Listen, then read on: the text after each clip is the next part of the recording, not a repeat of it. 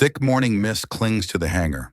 A multi-million-dollar jet sits motionless, pointed toward the runway. The ignition flips. Turbines cough. The engine stays dead.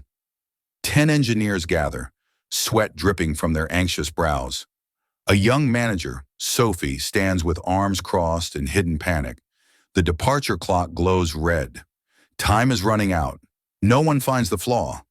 No computer shows an error. In the corner, an older man in grease-stained overalls stands still.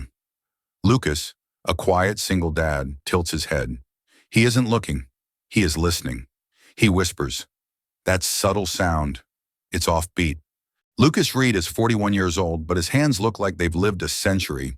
Every scar on his knuckles tells a story of a bolt tightened or a wire fused. Today, he's just another shadow in the vast hangar of Grand Aviation. While the high-paid aeronautical engineers scramble with their tablets and diagnostic sensors, Lucas is focused on something far more precious. His 8-year-old daughter, Emily, sits in the staff lounge behind a glass partition. She's coloring a picture of a plane with bright yellow wings. Since Lucas lost his wife, Sarah, to a sudden illness 3 years ago, Emily has been his entire world, his North Star in a sky that had gone dark. He left a high-stakes career as a lead military aircraft technician, a man who once oversaw the maintenance of supersonic fighters, to take this ground maintenance job. It's simpler, it's safer. It lets him be home in time to cook her dinner and read her stories about stars and galaxies. He traded the roar of fighter jets for the soft hum of bedtime stories, and he never regretted it for a second. But today, the silence in the hangar is louder than any engine. The hangar is vibrating with a toxic level of tension that makes the air feel thick and metallic. A corporate jet, the crown jewel of the fleet, meant to carry the CEO to a merger meeting that could decide the company's future, is grounded. Sophie Grant, the 34-year-old manager, is pacing a circle around the left engine like a caged lioness. Her heels click sharply against the concrete, a rhythmic countdown of her fading patience. She was promoted 6 months ago, and this flight is her ultimate test. If this plane doesn't leave in 60 minutes, her career hits a dead end. She can feel the eyes of the board members on her, even from 3 states away, judging her every hesitation.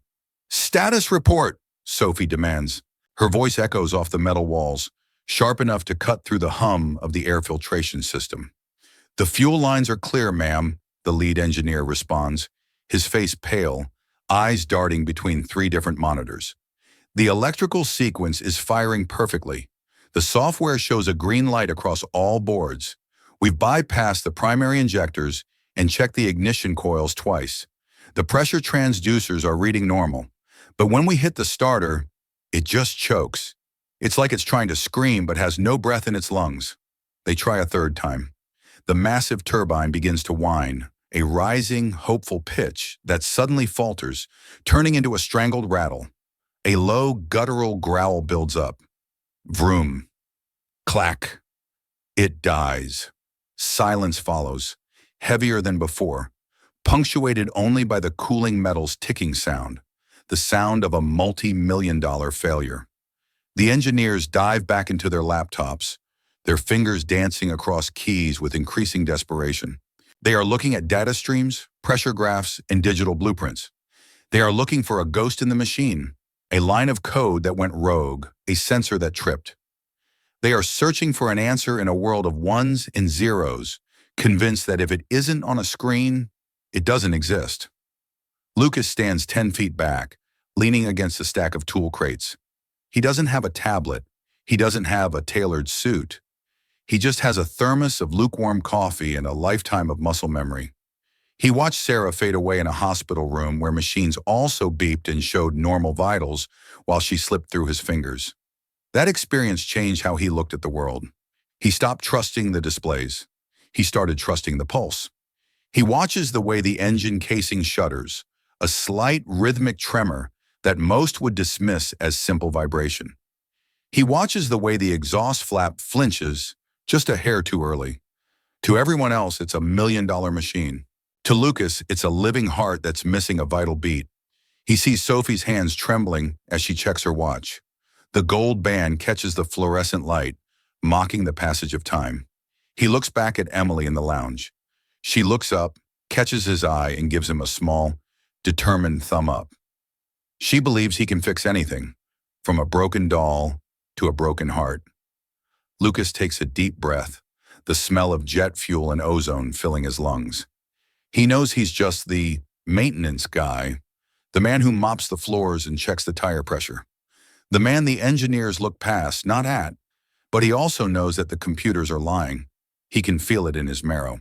The hangar has become a war room, but it's a war they are losing. The engineering team splits into 3 groups, their movements frantic and uncoordinated. One group begins a physical teardown of the secondary fuel pumps, spilling expensive grade-A kerosene onto the pristine floor. Another group reinstalls the entire flight operating system for the 3rd time, praying for a software miracle that isn't coming. The 3rd group checks the battery arrays, testing connections that have already been verified 10 times. Minutes turn into a half hour. The red clock on the wall now displays T-30. The numbers seem to glow brighter, more ominous, casting a bloody light over the frustration.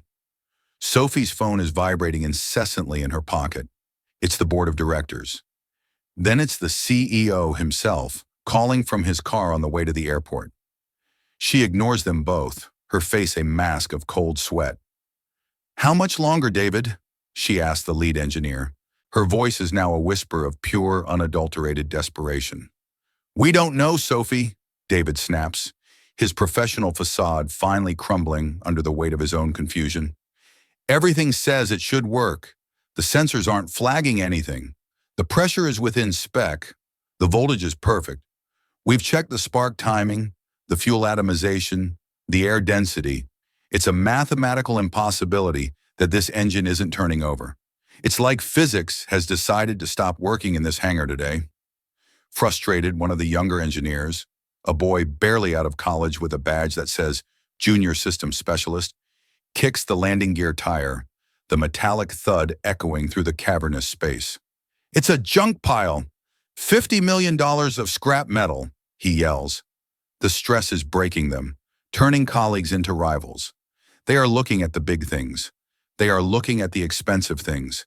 They are looking at the things their expensive textbooks and Ivy League degrees told them to look at. They are blinded by their own brilliance, unable to see what's right in front of them, because it isn't sophisticated enough to be real. Lucas moves closer.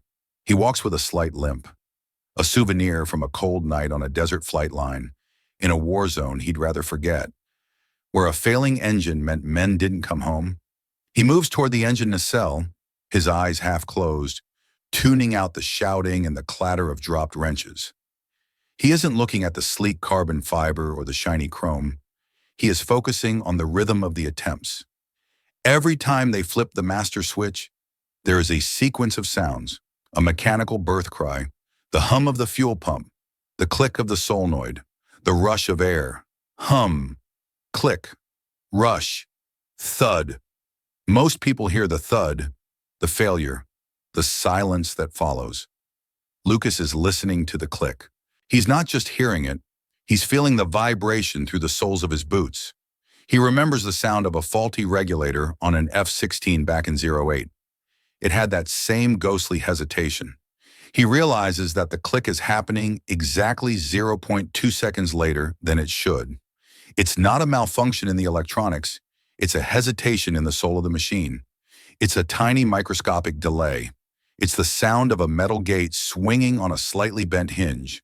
It's the sound of a struggle. It's the sound of a heart trying to pump through a clogged artery.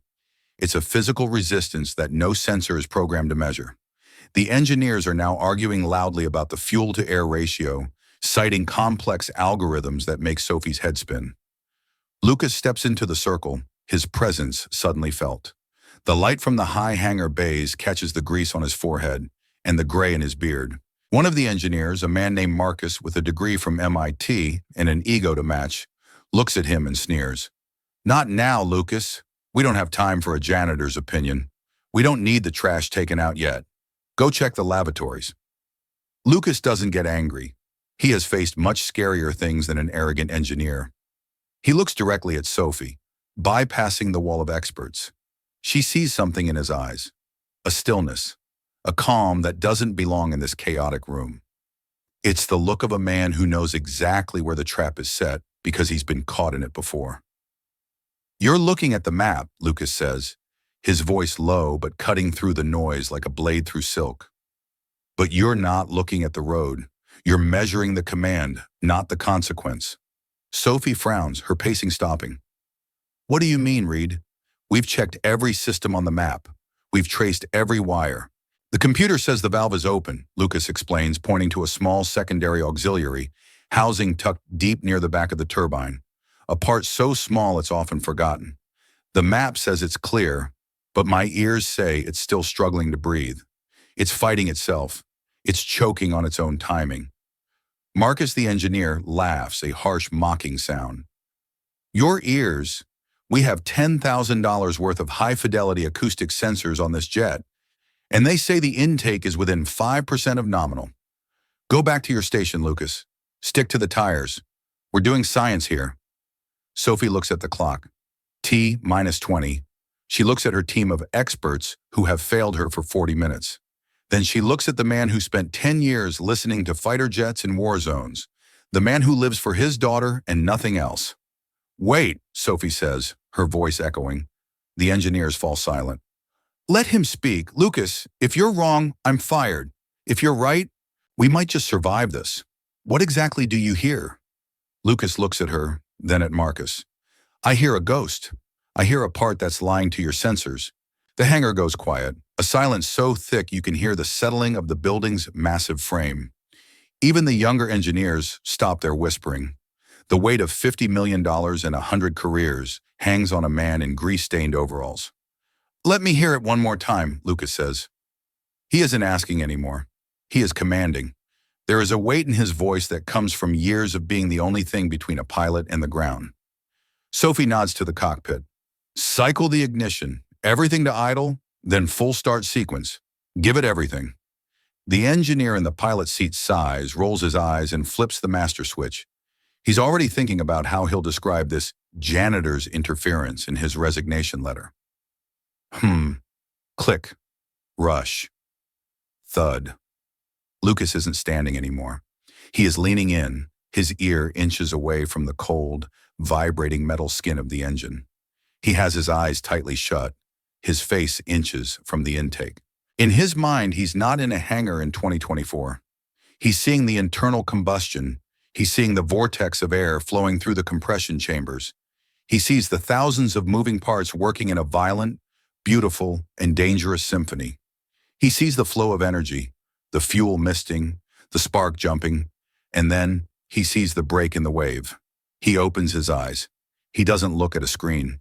He doesn't look for validation from the men with tablets. He points his grease-stained finger at a small, unassuming metal box, the auxiliary air intake valve housing. "That valve," Lucas says, his voice steady, "it's closing a fraction of a second too late. It's letting the pressure bleed out just as the spark hits. It's like trying to start a fire in a room with the windows wide open." David, the lead engineer, steps forward, shaking his head. "Impossible, Lucas. That's a digital actuated valve. It's controlled directly by the FEDEC, the main CPU. If it were lagging, the system would throw a timing error code immediately.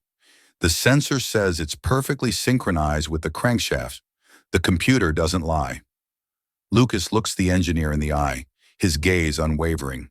The sensor is measuring the electrical signal sent to the valve. It's telling you that the command was successful. It's not measuring the valve itself. It's measuring the thought, not the action. Your computer is reporting what it told the plane to do, not what the plane actually did. He turns to Sophie, seeing the flicker of understanding in her eyes. "The computer thinks it's doing its job because it sent the signal, but the physical part is tired. It's sticking. It's fighting a friction that your sensors aren't programmed to see." "It's a brand new component, Lucas. We replaced it last month during the 500-hour overhaul," Marcus protests. "Even new parts have flaws," Lucas counters. "Usually it's a spring, a tiny 3-cent spring that's lost its tension or has a microscopic burr. It's too small for your digital sensors to care about, but it's big enough to starve the engine of oxygen at the exact moment of ignition. You're looking for a heart attack. I'm telling you the machine has a hiccup. You're looking for a catastrophic failure, but machines usually fail in the small, quiet places first. Sophie looks at the clock. T-minus 12 minutes. The silence in the room is agonizing. She can hear her own heartbeat in her ears. "Open it," she orders.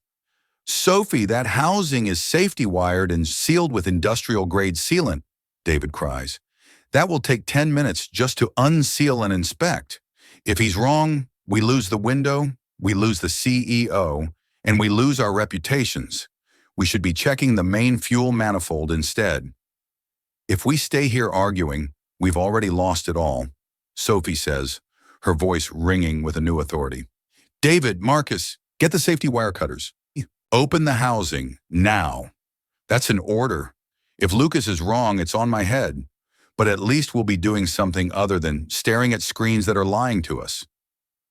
The team moves, not with tablets, but with raw physical effort. They are forced to work on their knees, crawling into the grease and the grime. They strip away the outer casing. They reach into the dark, cramped heart of the auxiliary system. The air is thick with the smell of jet fuel, ozone, and the sour scent of human fear. David pulls out the valve assembly. He looks at it under a high-intensity work light. On the outside, it looks perfect, a gleaming piece of aerospace engineering. He activates the manual bypass with a screwdriver. The valve snaps shut. Snap. He does it again. Snap. On the third time it happens, a tiny, almost invisible stagger, a millisecond of hesitation that you could only see if you were looking for it with your eyes, not your instruments. David pulls the internal return spring. He holds it up to the light, his hands finally beginning to shake. There is a microscopic hairline fracture in the third coil. It's so small you'd need a magnifying glass to see it, but under the heat of the engine, that crack was expanding, causing the spring to bind just long enough to ruin the timing. The entire hangar goes dead silent. The experts stare at the tiny, broken piece of metal in horror. This 3-cent spring was about to cost the company $50 million and 100 jobs. Their million-dollar computers never even noticed it was broken because it was still electrically functional. They all turned to look at Lucas. He was already walking toward the parts cabinet, knowing exactly which drawer held the replacement, his movements calm and purposeful. The replacement spring is installed in 3 minutes. The housing is bolted back into place, safety wires twisted with trembling fingers. The clock is a blur.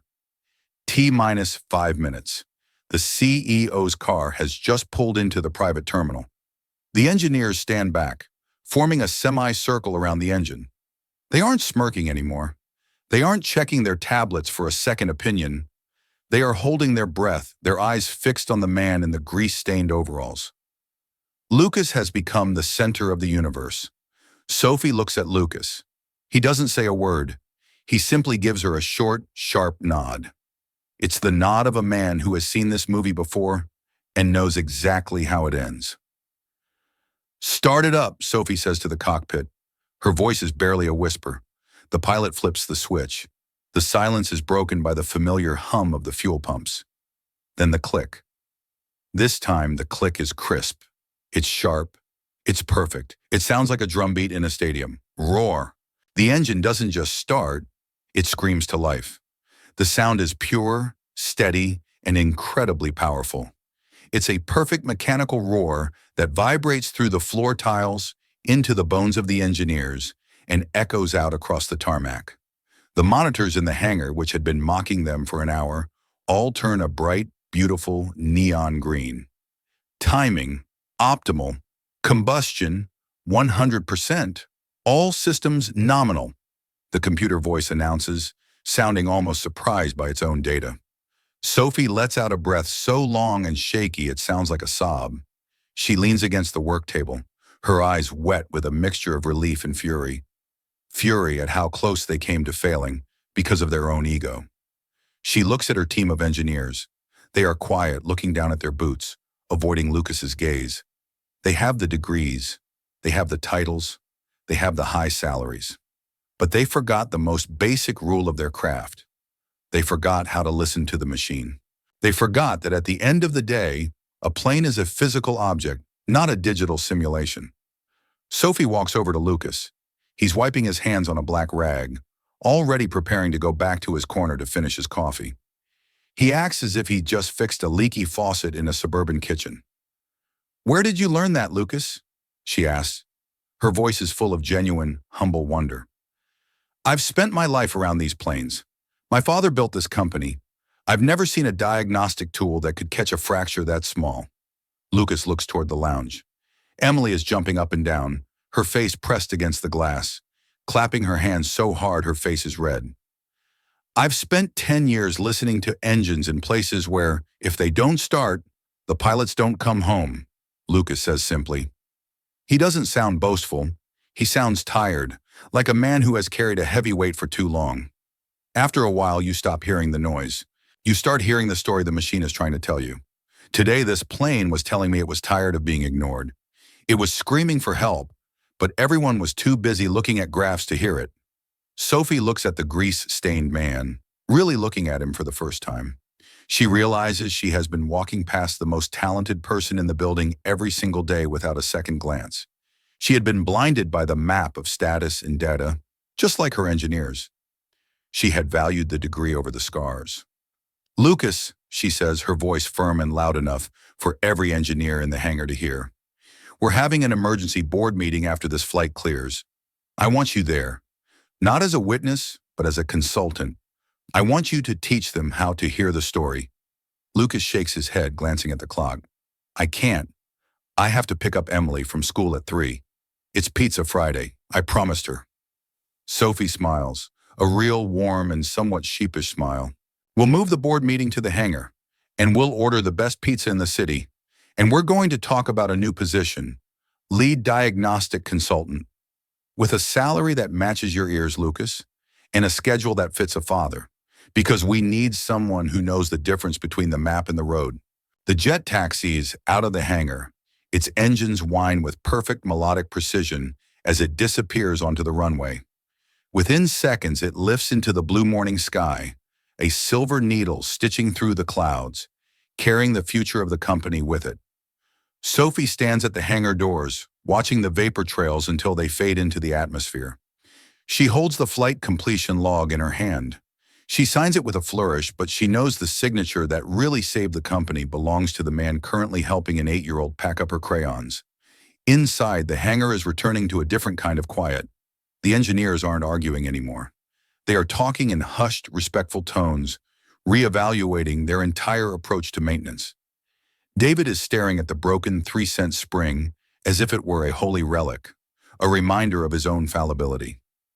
Marcus is quiet, his tablet tucked away. Lucas is at the lounge door. Emily runs out and throws her arms around his legs, burying her face in his work pants, oblivious to the fact that her father just saved millions of dollars. "Did you fix the big bird, Daddy? I heard it shout. It sounded happy," she asks, her voice high and bright, filling the cold hangar with a warmth that no heater could provide.